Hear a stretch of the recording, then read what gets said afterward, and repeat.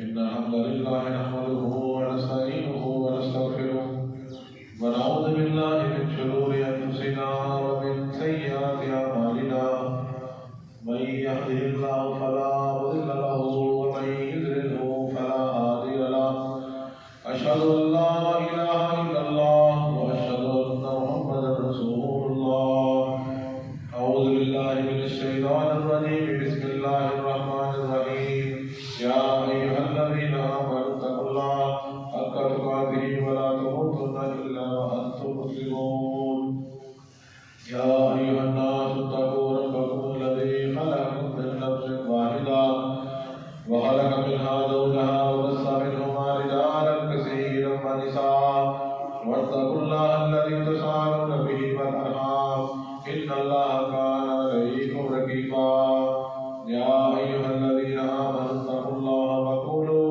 قولا سديدا يصلح لكم أعمالكم ويغفر لكم ذنوبكم ومن يطع الله ورسوله فقد فاز فوزا عظيما اللهم صل على محمد وعلى آل محمد كما صليت على إبراهيم وعلى آل إبراهيم إنك حميد مجيد اللهم بارك على محمد وعلى آل محمد كما باركت على إبراهيم وعلى آل إبراهيم إنك حميد مجيد أما بعد فإن خير الحديث كتاب الله وخير الهدي هدي محمد صلى الله عليه وسلم فإن شر الأمور محدثاتها وكل محدثة بدعة وكل بدعة ضلالة وكل ضلالة في النار رب اشرح لي صدري ويسر لي أمري واحلل عقدة من لساني يفقهوا قولي رب زدنا علما رب زدنا علما رب زدنا علما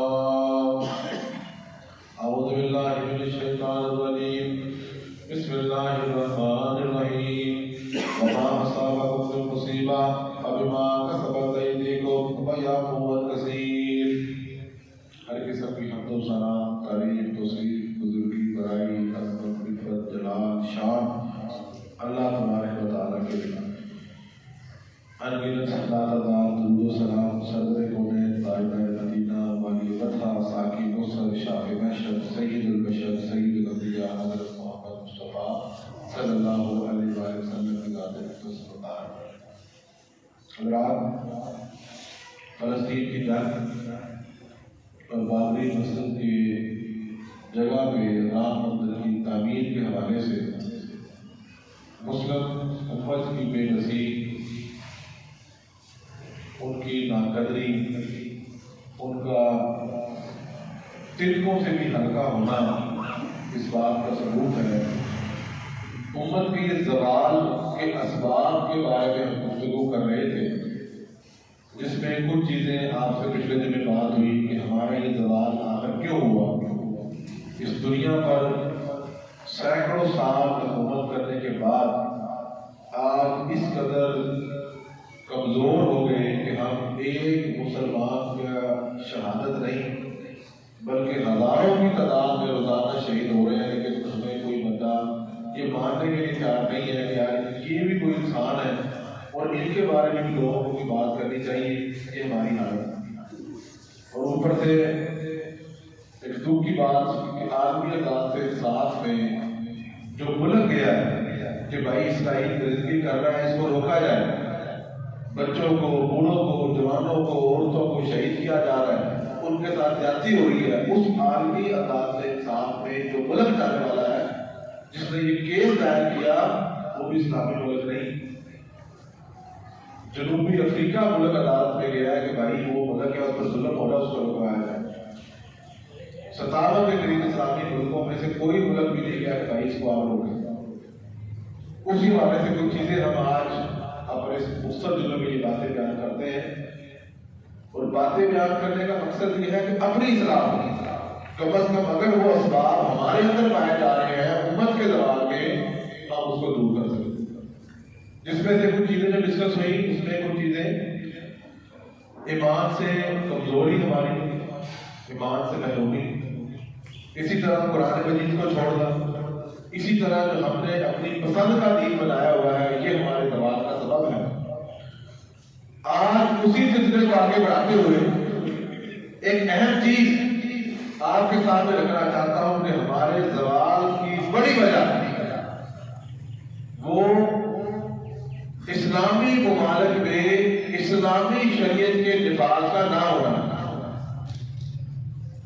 کہنے کو تو ہم لوگ صدارت اسلامی ملک ہے، گوگل کے مطابق 195 ممالک ہیں، 2 دن میں سے ایسے ہیں جو اقوام متحدہ میں رجسٹرڈ نہیں۔ اب 195 200 قریب ممالک میں صدارت اپنے آپ کو اسلامی کہتے ہیں، اور وہ اسلامی ممالک بھی ایسے ہیں جہاں پر اسلام نافذ نہیں، کہنے کو تو اسلامی ہے لیکن اسلام وہاں پر نافذ نہیں، وہاں پر شریعت نافذ نہیں، قرآن کے فیصلے، قرآن کا حکم، حضرت محمد صلی اللہ علیہ وسلم کی جو شریعت جس کو ہم نے ماننا ہے، تسلیم کی ہے، اس کے مطابق وہاں پر فیصلے نہیں ہوتے۔ یہ ہمارے زوال کی ایک بہت بڑی وجہ ہے۔ اللہ کے رسول کی حدیث ہے، حضرت عبداللہ بن عمر روایت کرتے ہیں، اللہ کے نبی نے فرمایا یا معاشر المہاجرین، اے مہاجروں کے گروہ، اگر یہ 5 چیزیں تمہارے اندر پیدا ہو گئی تو تم ان 5 نقصانات کا تمہیں سامنا کرنا پڑے گا، ان 5 عذابوں کا سامنا کرنا پڑے گا۔ تو میں پہلی چیز اللہ کے نبی نے فرمائی، جب قوم سر عام فسق و فجور کا شکار ہو جائے گی، کھلے عام گناہ کریں گے، اور اس گناہ کرنے میں انہیں کسی کا ڈر نہیں ہے، کسی بڑے کا خوف نہیں ہے، کوئی شرم و حیا نہیں ہے، تو اللہ کے نبی نے فرمایا ان کے اندر طاعون کی بیماریاں پھوٹ پڑیں، کینسر کی بیماریاں ان کے اندر پھوٹ پڑیں۔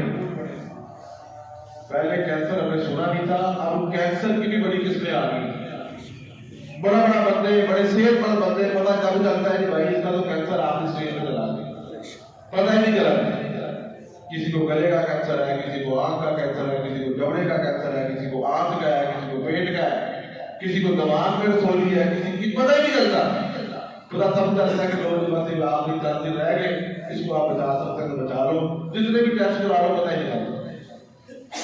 یہ اللہ کے نبی صلی اللہ علیہ وسلم نے فرمایا کہ جب یہ سریعان اپنے اندر برائیاں پیدا کرو گے، فسق و فجور کرو گے، ایک بندہ جو گناہ کرتا ہے چھپ کر ڈر کر کرتا ہے، اسے کوئی ڈر ہے، کوئی خوف ہے، ایک ہوا جو سریعان کرتا ہے اس کے اندر فرق پڑ جاتا ہے کہ اس کے اندر غیرتی کی طاقت بہت زیادہ ہے، اس کے اندر ایمان نہ ہونے کے برابر ہے۔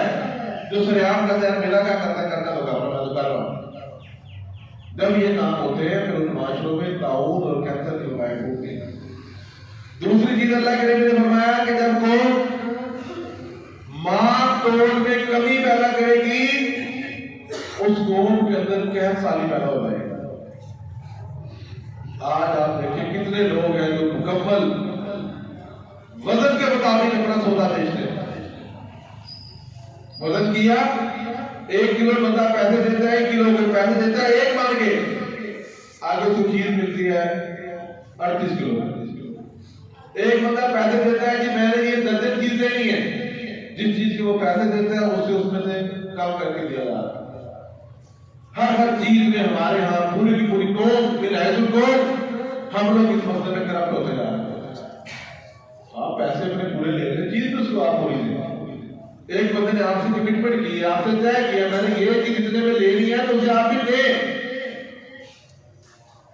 اللہ کے فرمایا جب مال توڑ میں کمی ہوگی تو قحط سالی میں مبتلا ہو جائیں گے اور حکمرانوں کی زیادتیوں کا شکار ہوں گے۔ آج جس کو بھی پکڑے، جس کو بھی دیکھیں، حکمرانوں کی زیادتیوں کا بازار ہوتے ہیں۔ لو جی پیٹرول اتنا مہنگا ہو گیا، بجلی اتنی مہنگی ہوگی، یہ کیوں ہے کہ ہم بھی تو آگے کیسے ہیں۔ تیسری چیز اللہ کے نبی نے فرمائی جب قوم زکوٰۃ نہیں دے گی، جب قوم اہل اسلام جب زکوٰۃ نہیں دیں گے تو فرمایا اللہ تبارک و تعالیٰ پھر ان سے بارشیں روکیں، اور فرمایا اگر جانور نہ ہوتے اللہ کو خیال جانوروں کا، کہ اگر جانور نہ ہوتے تو ایک قطرہ بھی اسمان سے نہ گرتا، لیکن اللہ تعالیٰ مہربان ہے، جانوروں کا بھی رب ہے، ورنہ ہمارے کرتوت ایسے کہ ہمارے اوپر بارشیں نہ کی۔ آج سردی ہو رہی ہے، سردی کچھ ہے جی فلانی ہے جی فلانی ہے، لمبی سردی ہوگی فلاں ہو گیا. بھائی قوم میں سے زکات ہم لوگ کتنے دے رہے ہیں؟ چوتھی چیز فرمایا جب اللہ اور اس کے رسول کا عہد و پیمان جب ہم لوگ توڑیں گے تو فرمایا اللہ تعالیٰ ان کے اوپر دشمن مسلط کر دیں گے. آج پوری دنیا کے جتنے کافر ہیں پر مسلط ہیں.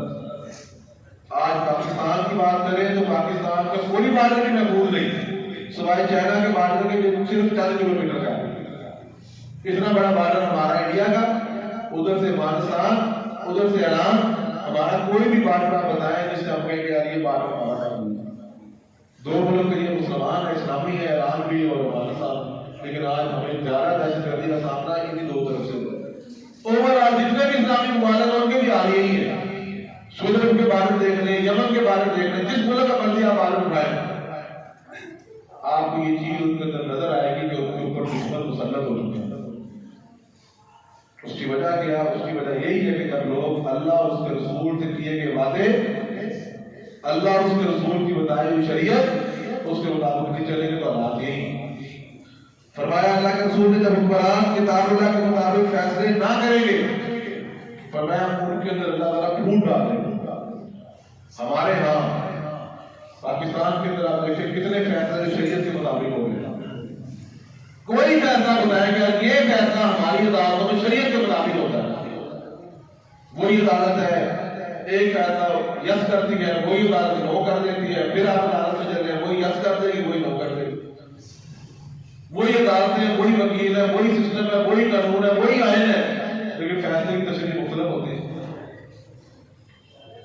میرے بھائیوں ہمیں یہ لوگ جو بیٹھے ہیں، ہم لوگ جو بیٹھے ہیں، ہم کم از کم اپنے آپ کی صلاح کریں. کیا ہم لوگ اپنے آپ کو بہتر کریں تو کیا معاملات بعد میں بہتر ہو.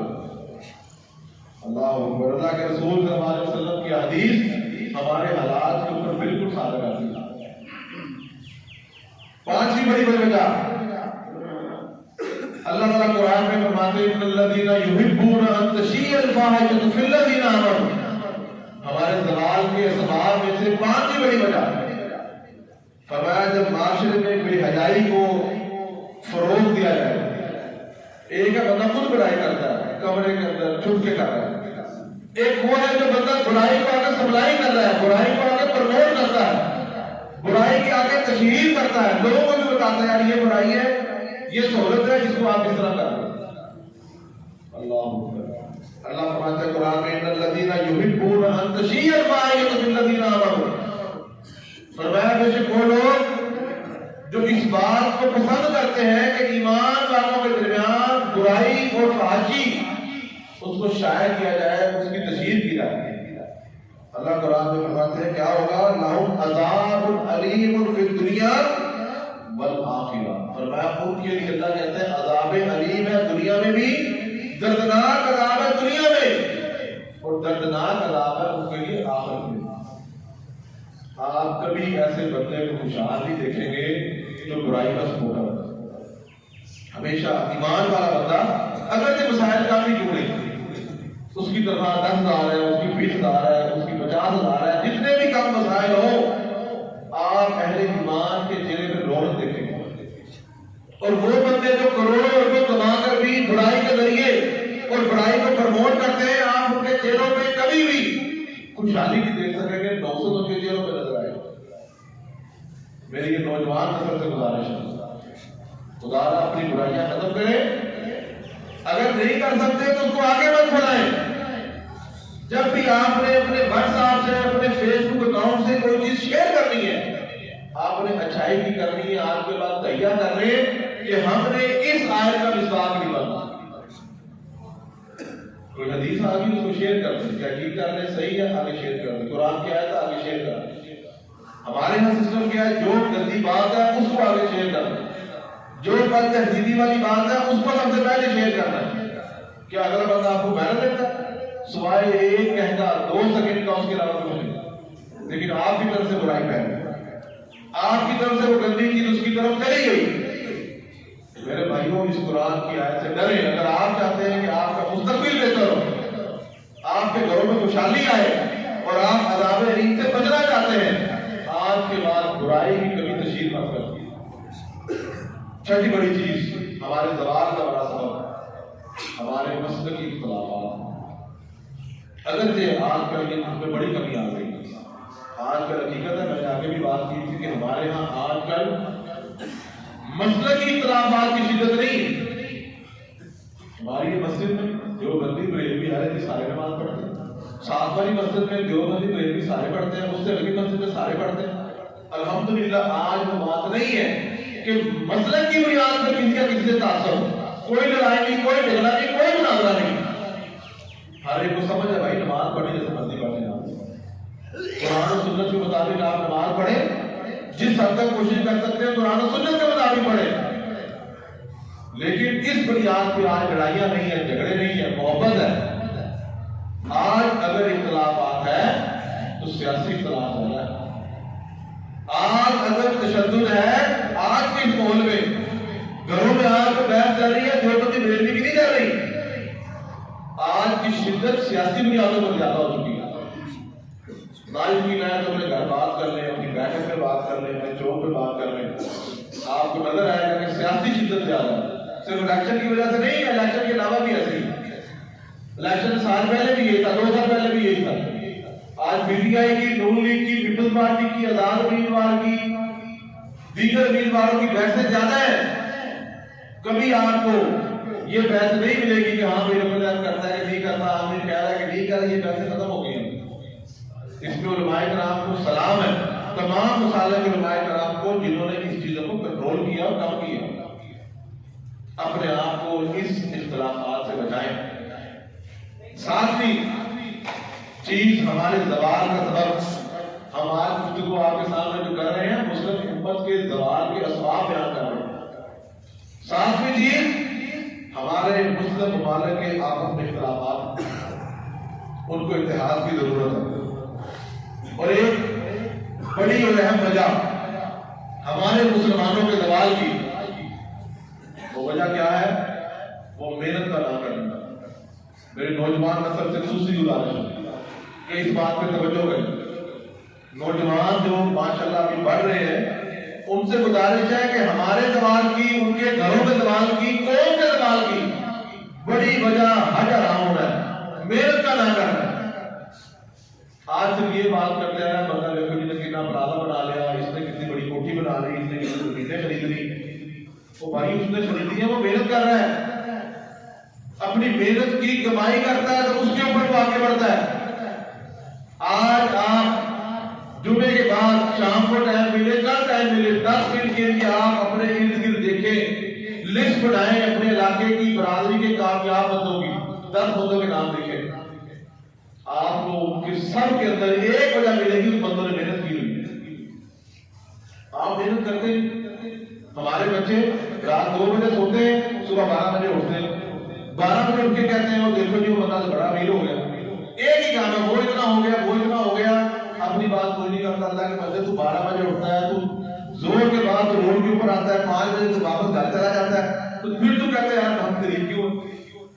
ہماری اوور حکومت جتنے بھی آج جو پہلے مسلمانوں کی بات کرتے تھے عروج کی، اس میں وہ مسلمان محنت کرتے تھے، تہجد کے وقت اٹھتے تھے، فجر کے بعد اپنے کاموں پہ اٹھتے تھے، کوئی میدان جہاد میں اپنی قربانیاں پیش کرتا تھا، کوئی سائنس کے اندر کام کرتے تھے، کوئی علم حاصل کرتے تھے، اپنی محنت کرتے تھے۔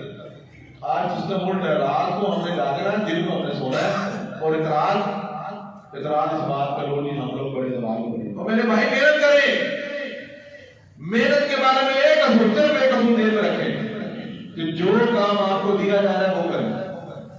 ہمارا پرابلم کیا ہے؟ اپنا کام نہیں کرنا، دوسرے کے کام پہ ٹانگ ڈالنا۔